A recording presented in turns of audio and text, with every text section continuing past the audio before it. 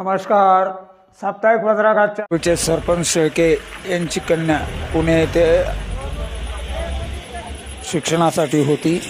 तिचे अपहरण करून 9 लाख रुपयासाठी खंडणीखोरांनी मारून मोठी घटना घडवलेली आहे. तिचे मुळे येथे दाखल व गावकऱ्यात मोठा असंतोष. जिल्ह्यातून त्या नराधमांना फाशीची शिक्षा देण्याची मागणी.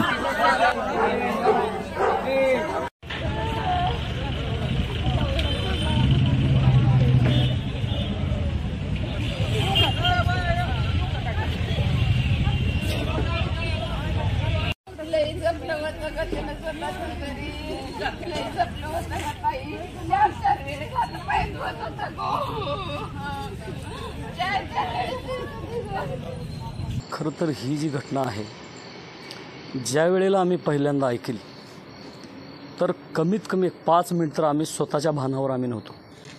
एवढी क्रूर घटना आहे. खरं तर आज देशामध्ये कितीतरी अशा घटना होत आहेत, पण शासन का एवढं मजबूत होत नाही? इतर देशामध्ये जे कायदे आहेत, सिरियाचे कायदे आहेत, सौदी अरबचे कायदे आहेत, ते कायदे का आपल्या देशात नाहीत? हा सर्वात महत्त्वाचा प्रश्न आहे. दिल्लीची घटना असेल, तेलंगणाची घटना असेल किंवा यूपीमधल्या बऱ्याच घटना असतील. ज्या पद्धतीने हे आपल्या देशामध्ये होत आहे, कुठंतरी राज्यकर्त्यांनी देश घडवण्यासाठी जे काही प्रयत्न चालू आहेत त्यासोबत हा एक कायदा मजबूत आणण्याची आवश्यकता आहे. 30 दिवसामध्ये ह्याच्यामध्ये शिक्षा झाली आहे. खरं तर असं आहे, त्याला ज्या पद्धतीनं मारलं आहे त्या पद्धतीनं मारण्याचे ज्या पद्धतीचे कायदे ह्या बऱ्याच देशामध्ये आहेत, तो कायदा आपल्या देशामध्ये लागू करावा. तेव्हाच हे कुठंतरी थांबलं जाईल. नसता दररोज कुठंतरी श्रद्धा चालूच आहे, निर्भया चालूच आहे. आज आमची भाग्यश्री आहे. खरं तर आमच्या एवढं मन दुखावलेलं आहे या ठिकाणी. अशी घटना आमच्या समोर आलेली आहे की जी आम्ही जवळनं कधी पाहिली नव्हती. आज ती घटना आम्हाला या ठिकाणी पाहायला मिळते. खरं तर गावावरती खूप मोठी दुःखाची एक ओझर झालेलं आहे.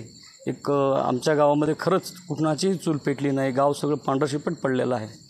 या ठिकाणी लवकरात लवकर शासनानं तातडीनं याच्यावरती लवकर काहीतरी निर्णय लावून त्यांना नराधमांना त्याच पद्धतीची शिक्षा द्यावी अशी माझी इच्छा आहे.